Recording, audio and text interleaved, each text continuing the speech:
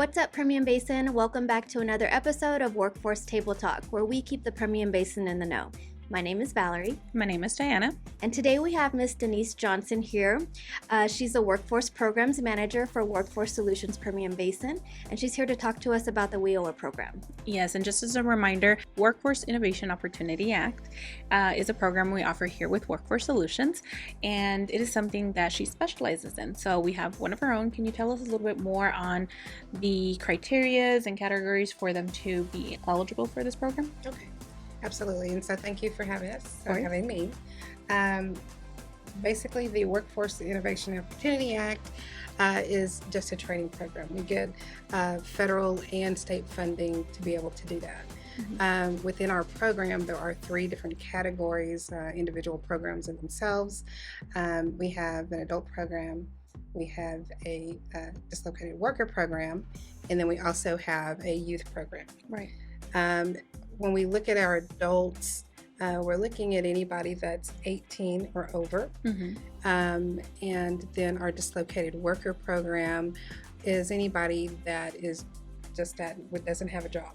So Is that also anybody that has lost their job at no fault of their own, correct? Yes, absolutely. So that could be somebody who's experienced a layoff from their job, or somebody that their industry just completely shut down. Okay. It could be somebody who's just never had any kind of work experience. Okay.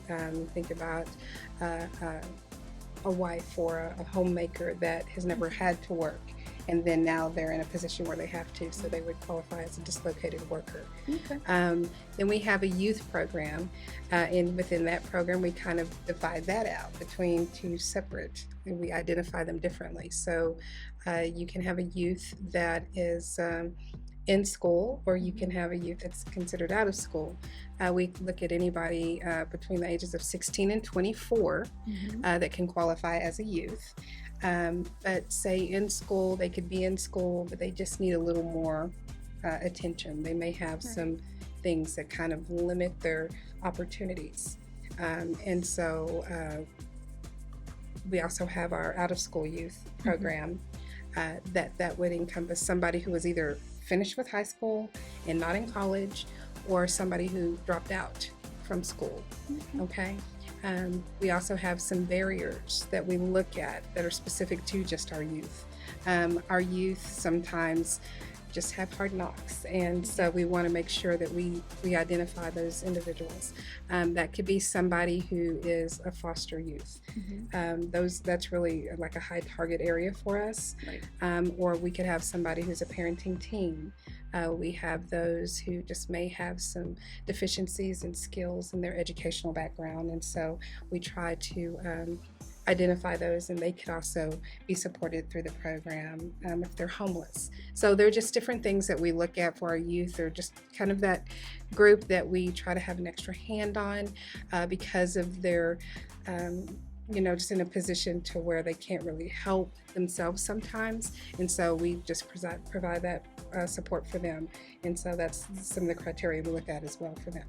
Yeah, well, all of it sounds great. It seems like there's at least somewhere where if they find themselves in a position that, they lost their job, they need that help, or just never continued their education. However, how can they, or what are the requirements for getting into the program? Okay, so first and foremost, this is an income-based program. Okay. So we have to look at that. So if they come in and they have been working, we have to have 6 pay stubs to identify if they qualify. But if there are those who have some kind of government assistance, so like we're looking at those who get maybe the state check, a TANF check, or those who are receiving food stamps, they can also qualify. Also, those who are displaced with their employment, and if they are receiving unemployment benefits, then they can also qualify for the program. With our youth, it is just very dependent on what that situation is. That is definitely case by case. Particular criteria, they may have to give us a little more assessment to identify if they'll qualify. However, most of our youth tend to qualify because of the situation they're in, but we still have to identify that through our eligibility criteria. And with that being said, nonetheless, they can still come check out and see if they're able to qualify. Do you guys have orientations for them? Is it every day that they can come by, or how does that work? So there is a weekly orientation. The orientation is a requirement for the program in general. So anybody that comes through and wants to see if they're eligible, they have to do that orientation.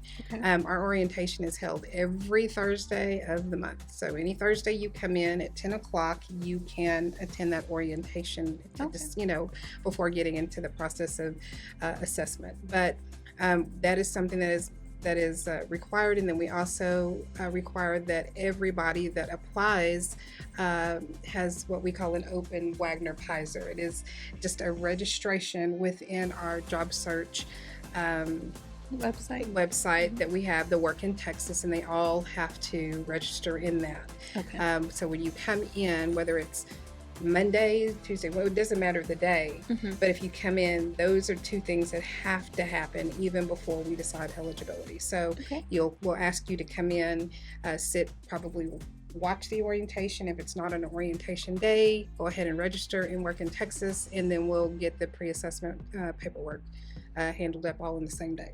So if they come on Thursday at 10 o'clock, they're going to attend a formal setting orientation. Yes. However, if they come any other day of the week at any other time, they can still do the orientation on their own? Yes, Okay. they can do that. And also let me just say that they can do that at any of our offices. So that's not just here at our Odessa office. The in-person is held here. However, if they're in Midland, or if they're in Pecos, or Fort Stockton, or Big Spring, you can go to your local office and go ahead and do these steps there, and they have the orientations there. And then if they have the orientation, if they attend the one on Thursday, then they're getting that live orientation that's happening here, and it's just going across the region. So they have that as well. And I think that's important to also point out that we do service 17 counties. So any of the counties that you are located in, you're more than welcome to look at our website, correct? And see their closest location if they want to stop by. Yes. Absolutely. Okay. So tell us about what types of training the WIOA program can provide. Okay. So we do educational training, and we do what we call a subsidized work experience. Usually our work experience is specific for our youth program. However, there are times that we can create an on-the-job training because we do tend to partner also not only with our local community colleges, but also with our employers in our communities to kind of help with these experiences. So those are our two main things that we do. Okay. Yeah. And you're mentioning that you partner with local colleges. What are the programs that you guys are able to help with? And is it any program, or are there specific ones? Okay, no, we are very specific to the programs because it's just like the requirement that we have. Yeah. But we have educational training Based on program kind of list isn't it? that we have given to us by the state. Yeah. And anything on that list, even if it's out of our area, we can tend to train for those. However, we do have target occupations here for our high demand jobs that we have locally for the Permian Basin. And so those are the things that we tend to train for. So that can be anything from like our CDL program, which is one of our most popular programs. However, we do like to keep diversity within our programs and our trainings. So it can be anything from our CDL program to like welding, or we cover several of our health industry careers like nursing or phlebotomy, CNA, things like that. It just depends. We have a vast range of trainings that we do provide, and that's through the partnership of our local community. And it's also pretty much keeping our locals here within the community. Yes, correct? that is really a high focus for us, because we want to make sure that what we're training for is also something that will feed back into our economy, and that will continue to, have us thrive here in the basin, because, that's what we've always been good at, and we want to continue to make sure that happens. Okay. Oh, go ahead. No. Tell us about the eligible training provider list. How can they find that? Well, they can come here. They can call us. We can provide it to them. We print those out. We can't give you the whole list, right? But we have one that's printed out for the ones that we train the most on. So you can get a copy of that, or we can email it to you so that you can know what you're looking for. But it's available online. It is available. It's available online. You might need a little help getting there, and we're happy to do that for you. And I know that the training list is also based on each college, correct? So Yes. just depending on what college they go to, Right. it could depend, right? Absolutely. Okay. Yes. All right. So once everybody is in the program, let's say that they have qualified, they are able to go into this training program, how long does it last and what does that look like for them? Well, it looks different for everybody. So it just depends on what training you get into. So say like if, for example, our CDL program, it's a 4 to 5 week program depending on what college you're training under. And so you would complete your training within that 4 to 5 weeks. And then once you complete and you go to work, we have what we call a follow-up year. This is a requirement. So when you sign the paperwork, that is something that you agree to up front. So I like to always be clear on that. But also it's because we want to continue to support you. We want to continue to make sure that those who we have assisted are successful, and that's how we maintain that. So we make sure that we check with you, and we make sure that you are still employed. If you have some hardships and so you lose your job, then we help you with that job search. If you as you're falling on hard times because you are not employed anymore, then there's some resources that we can make available to you. If you needed like an electric bill paid or something like that, we have that resource to kind of help with that. So that's the purpose of having that follow-up year, so that we can make sure that you are, you achieve that end goal of having ongoing employment. And that is after the program is over. How about during the program? I know that qualifications, they go through an array of things that they have to qualify for. However, maybe a young parent that needs childcare assistance, or maybe assistance with a bill, uniforms, utilities, and things like that.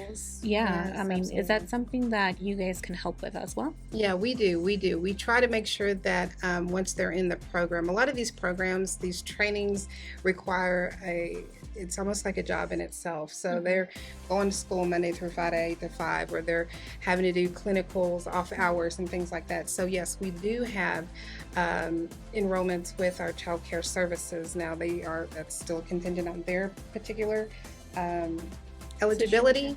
However, there's a lot of our customers that are participating in that program as well, so that their kids have daycare.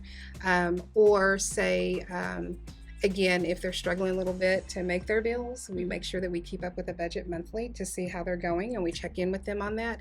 However, if they call and tell us, look, we had, some unforeseen medical bills, or my car broke down and things like that, then we do have funding available to provide support service to help pay for those particular situations.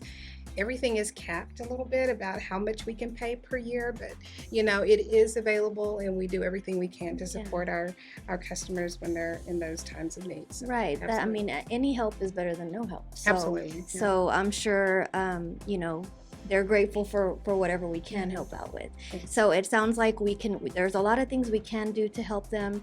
And if there's something that we can't, then we work with other agencies, right? Absolutely. Yeah, we have an ongoing list, yes, that we keep up with and that we check on a monthly basis to ensure that those funding streams are available. And then we help to tap them into those. We refer them to those different organizations for that assistance if we're not able to. Great. So no excuses for being successful around here, right? No, that is absolutely the case. All you have to do is ask, and that's it. We'll do what we can to give you the help that we can. Yes, absolutely. Yes. Okay. So aside from traditional trainings, what else do you offer? You mentioned that you partner with the local colleges and employers. What are some other things that you offer? Well, see, that's the beauty of our WIOA program. There's a lot of flexibility and a lot of different tiers to the type of training that we can provide. So we do things like customized training. If there's a training that's just not being provided out there, we can get together and we can partner with a school, or depending on how many people we are looking at, and we can customize a training for that particular industry. Or we have things like apprenticeships. They're we're working on getting those going in this area. They're probably not as utilized as they should be. However, that can encompass like all of the above that we've discussed. So you can have an employer that is really wanting to provide, a strong candidate for that particular industry. Right. Okay. And they can come to us and say, hey, I'm willing to allow the site for you to use our site to provide that on-the-job type training that they would get. So there we have that. There's the on-the-job training and a partnership with one of our community employers.